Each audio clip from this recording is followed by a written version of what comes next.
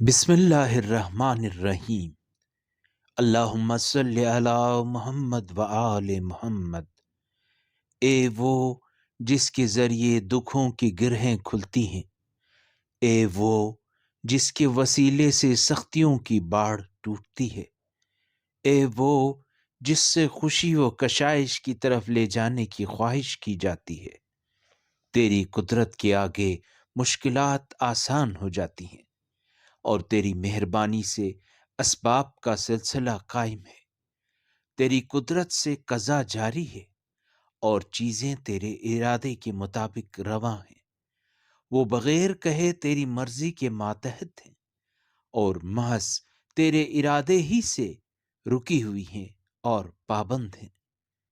تو ہی ہے جسے مشکلوں میں پکارا جاتا ہے، اور تو ہی حوادث زمانہ میں جائے پناہ ہے۔